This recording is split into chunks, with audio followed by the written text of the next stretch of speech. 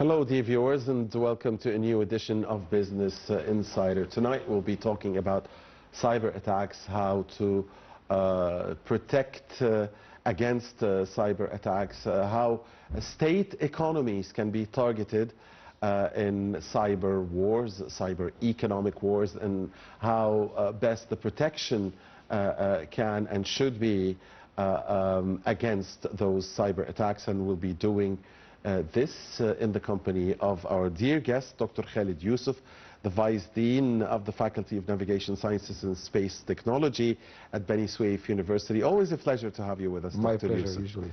Thank you. Allow us, as always, as you know, and dear viewers, you also must know, first to watch a report about our main topic for tonight, and then we'll come back and start our discussion with Dr. Yousseif. Cybersecurity is critical to maintaining economic and financial stability. At a macro level, the significant cost of recovering from a breach or hack of a central bank, Ministry of Finance, or any large commercial bank would cause financial harm to stakeholders ranging from national governments to small businesses and individuals. Cybersecurity is the single greatest threat to the global economy over the ensuing decade. Egypt's cybersecurity system has been efficiently dealing with the recent global IT outage and was on alert around the clock. A global Microsoft outage has caused extensive disruptions around the world, leading to grounded flights and the paralysis of numerous banks, hospital systems and media outlets. A cybersecurity firm has attributed the outage to a flawed security update that the company deployed for computers running Microsoft Windows. The cabinet has stated that Egypt so far remains unaffected by the widespread IT outage that has significantly impacted businesses and critical facilities. However, in response to the situation, the cabinet has ordered the establishment of a crisis cell to monitor and address any potential developments.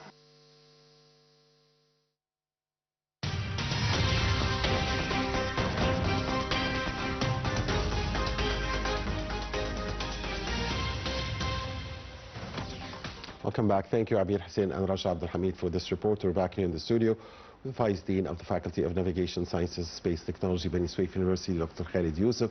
So, Dr. Yousseif, cyber attacks. I mean, I'm sure until, you know, a few years, maybe a decade or so or more, the word cyber attacks didn't exist. So, I like to start always by defining some terminology.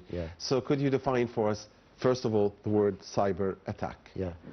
Attacks in general means that people is overcoming or exceeding the boundaries that they should not be exceeding. So when somebody attacks a home, for example, means it attacks what they shouldn't be allowed to be there or should access. So this is the attack generally. Also the countries to countries attacking means that the country is attacking another country. So when we name this type of attacks, we named it as a physical attacks. Means that we attack physically. But when we go to the cyber world, what is meant by cyber world? It's simply the digital world. So when we talk about the virtual world, the digital world, there are also types of attacks that impact our life and impact our economies and impact everything around us today. And as more penetration is coming from the digital world, as more potential cyber attacks is there. So this is simply what we mean by cyber and cyber attacks. When did the term first come into knowledge? Cyber attacks. Cyber generally, because we have here two words describing the term. We have the cyber and we have the attack. Cyber means the computer world, or that's the virtual world. That's not the real world. It's a virtual world. So we name it usually cyber. So we have the cyber world. We have the cyber economy. So cyber itself is not a bad name. Cyber is a good name explaining the virtual world. When we have the attacks in the digital world, we name it cyber attacks. So it is cyber because it is named after the digital world or the virtual world. We name it usually cyber attacks. Okay. Now, What about the history of those attacks? When did, I mean, we hear the word cyber wars. I mean, Yeah. we hear it a lot. Yeah. But what about the chronological, maybe, timeline? There is a long history back to the invention of the computer. So you hear about the virus and the computer virus, for example. That was the most common attacks that we know in the 70s and 80s and 90s maybe. And we never hear about what we call the cyber and the attacks in that direction, because at that time the attacks was restricted to computers that was infected by a virus, and that's it. So the virus is transferred to the computer through a disk or through a peripheral input, which means that there is no high band communication, there is no accessibility to other network of computers, and also world working on digital side. So the case was different that time. So the history is back to the origin of the computer itself in the 60s and the 70s of this century, and it was under the concept of the Trojan horses, the viruses, the worms. This is the common names that was common at that time. Today we hear about attacks of nuclear stations, attacks of power grids, attacks of homes, and attacks of ministries of defense, on the Pentagon, NASA for itself instance, was compromised on banks 15 years ago. Yeah, Banks, colonies, airports. Today we hear about the Microsoft problem with the denial of service attacks. So because the digital become not only a luxurious component, but it is a key component in our It's in daily everybody's life. hands now. Yeah. So we have in every process, in every point in our life, we have digital component. And so as more digital engaged, as more potential, as I mentioned, as more possibility of attacks is there. So that's the concept of the cyber attacks in general, in the cyber world, in the digital world. Right. And those conducting the attack are called hackers, crackers? What are they called? Hackers generally. Okay. But again, we need to consider that the hacking and the cracking and all of that type. Cracking is another concept. Cracking is the evil hacking? No, cracking means you crack a legal thing in an illegal way. Yani, for example, you have a license of the software and you crack it, means you give yourself the privilege and the access to access this thing without having this authority legal, or having paid legal authorization. But when we talk about the type of cyber attacks, it is so many types. It's not only the hacking type. So we have spoofing, we have phishing, we have phishing. Not phishing like the I understand, fish. but I'm just the word just stopped me. We have also denial of service attacks like the one that happened with Microsoft that days. So we have several type of attacks, and all of them, if you because again we need to understand what is the purpose behind, what is the purpose of the attackers behind their attacks. Either to damage an asset or to gain information from an asset. So a lot of things is there. So one of the objectives is just to damage, make it unavailable, and that's it. Another is to compromise and to get data. Big names, big hotels are compromised, and a lot of people data get out of them in 2017. It was a known case. Remember, yeah. Power grid of Ukraine is compromised 7 years ago, and the electricity was down for a few hours. So the nuclear station of Iran was compromised like 4 or 5 years ago. And the centrifuge bomb. I remember, I heard several times there was a cyber attack on the Pentagon. I remember hearing that. Yeah, but it's not. It was not that successful in that direction. But there was an attacks. A Ministry of Defense and the Pentagon. There was attacks on the American side. Again, we have two bulls in the region, the Russian and the American, and they are every side trying to make the compromise out of this, trying to get data, to compromise files, to understand, so there is, by the way, one of the important concepts that we need to understand about the security, that nothing is 100% secured. If you need to secure the room that you are sitting in, then you have to close all the windows and all the doors. This is secured. Nobody will access. But you will not be able to do your life, daily life jobs. So to make it secured, it's a matter of how are you smarter than the attacker to prevent him from attacking the asset. One of the philosophical aspects of this, that how you make the asset secured, the answer is we can make it secured by making the cost of the attack is higher than the cost of the wealth that you will find inside the asset you are attacking.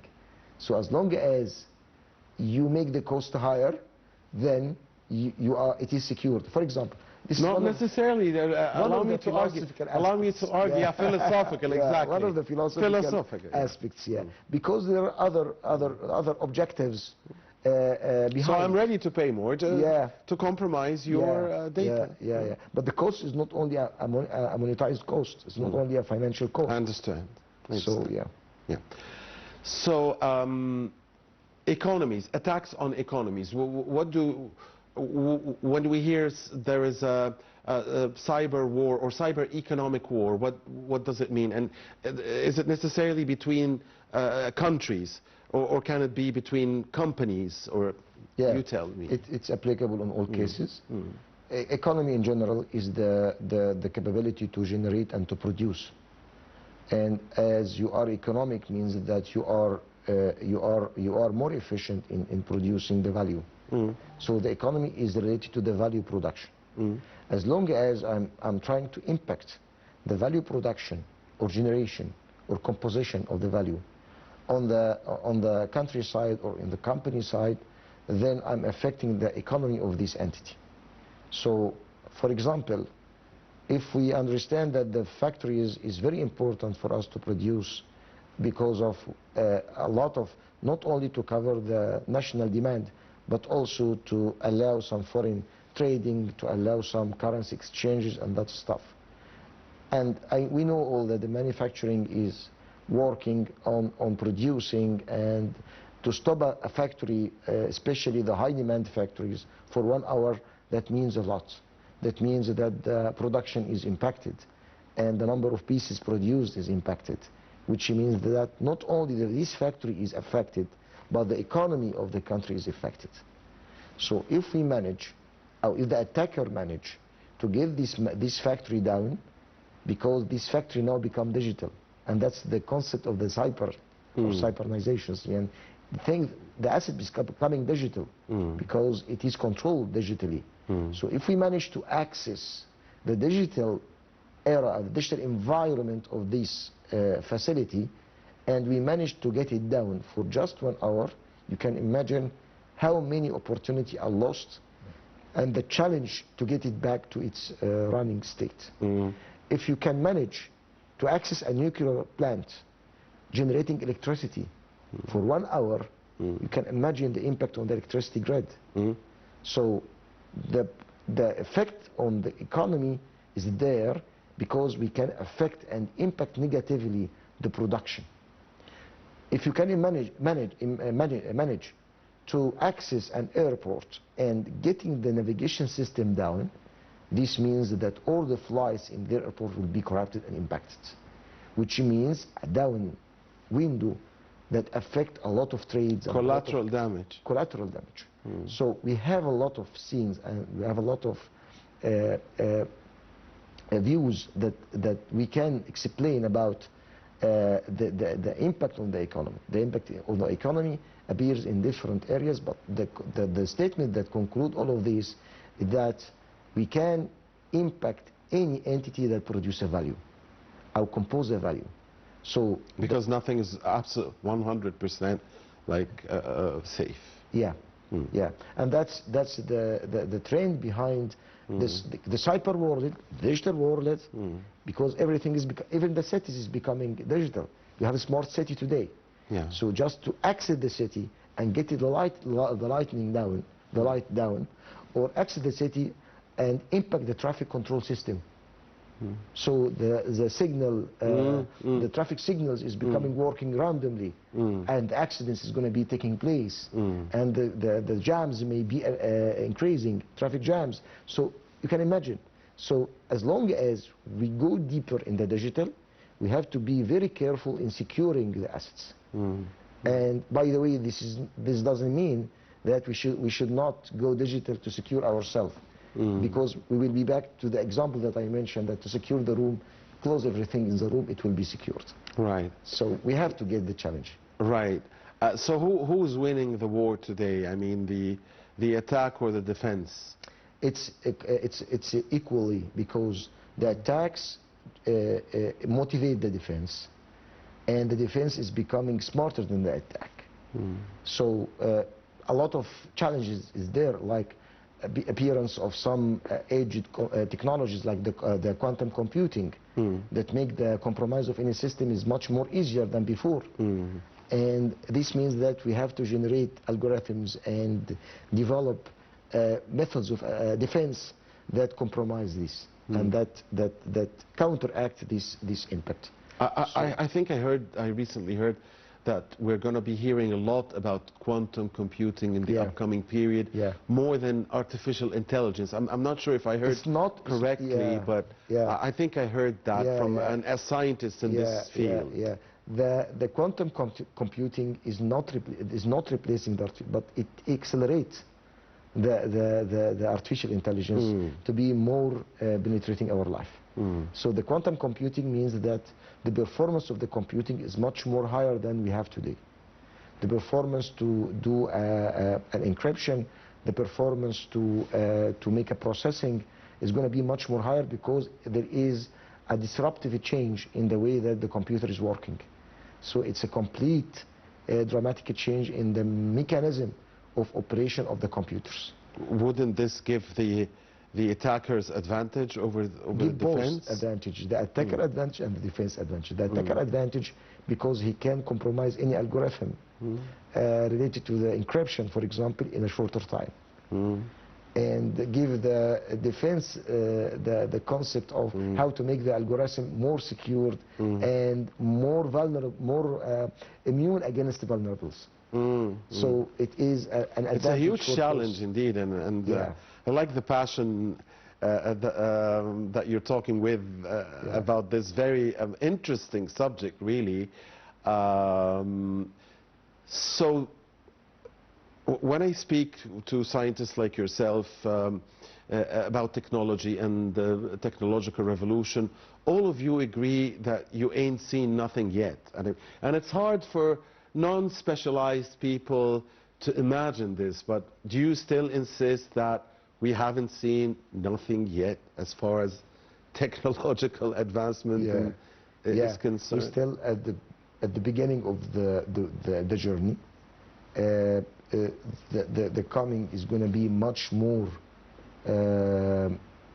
not only changing, it's a game changer, but not only that, but also it's a new technologies that going to be appear in the near future, not in the long term, that we all witness and we find the results is really impressing for everybody.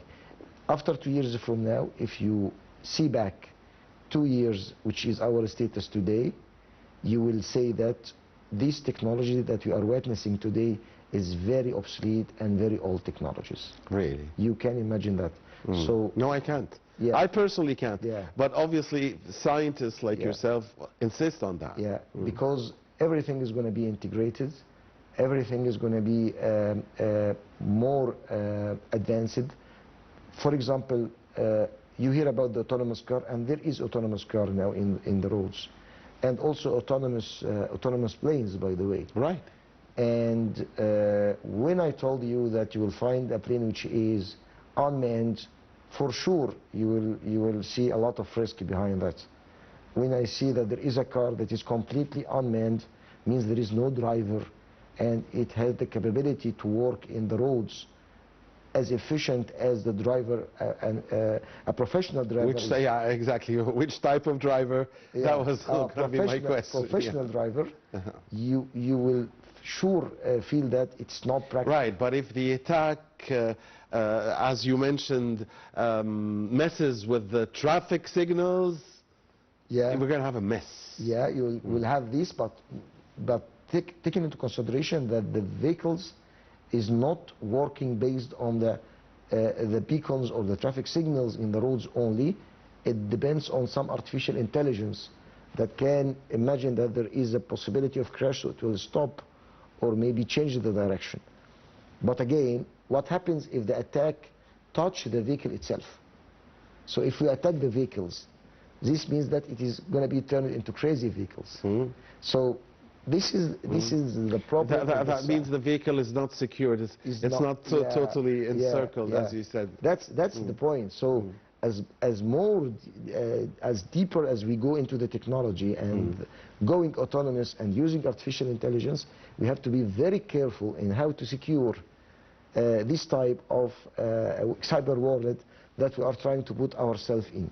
Okay, so briefly, how can we protect economies from cyber attacks, state economies? I know that this is a huge topic and this needs a master's degree maybe or a PhD study, but state economies, how can they be attacked and how can we protect them to the best possible efficiency? The attacks and the security file start from the regulatory perspective of the countries.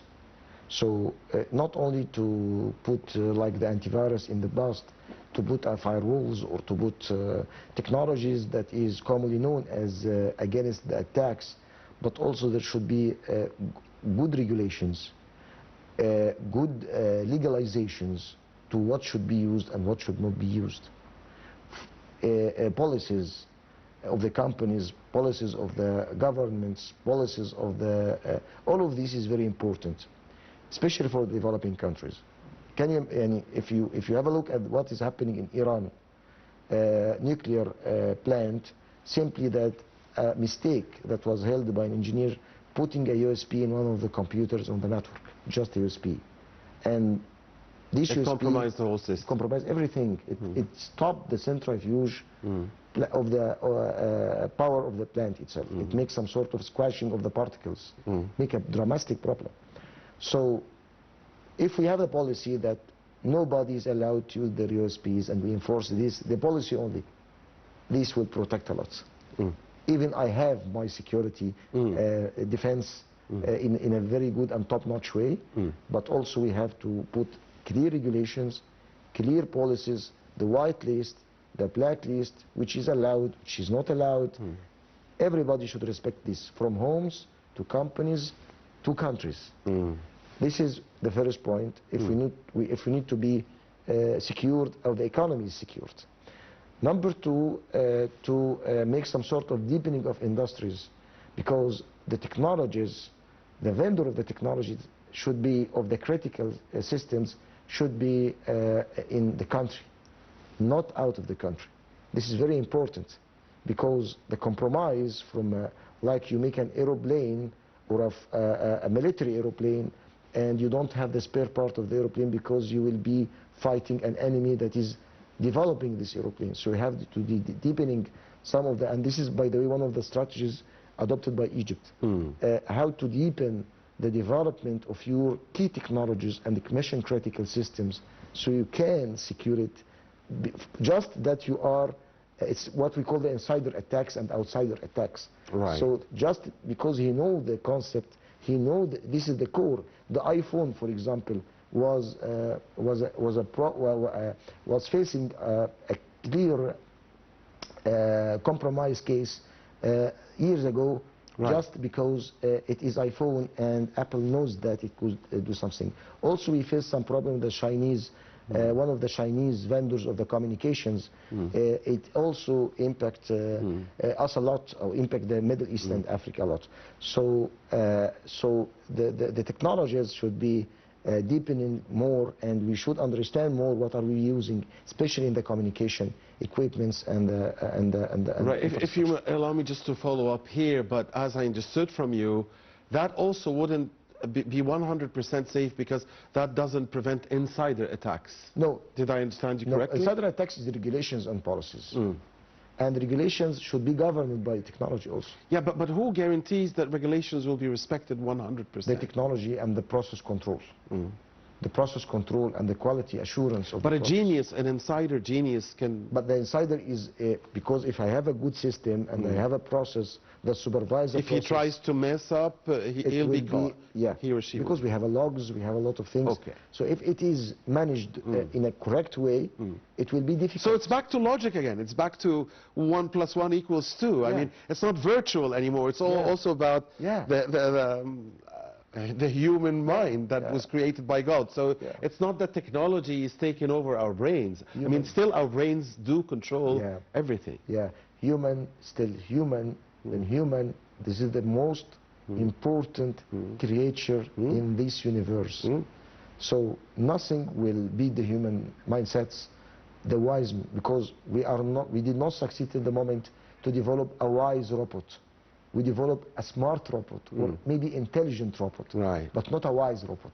So the wise man is... Well, at least this is comforting to hear. I mean, so humankind will not be taken over. No. At least. Difficult to do. Okay, so on that positive note, let's end it here. It's always fun to be with you, Dr. Yousseif. Thank you for coming here. On behalf of you, dear viewers, we thank very much Dr. Khaled Yousseif, the Vice Dean of the Faculty of Navigation Sciences and Space Technology at Beni Suef University. Thank you Hope to so see you much. again. Thank you. Thank you so much. I appreciate it. And thank you, dear viewers, for watching us. Please stay with Night TV.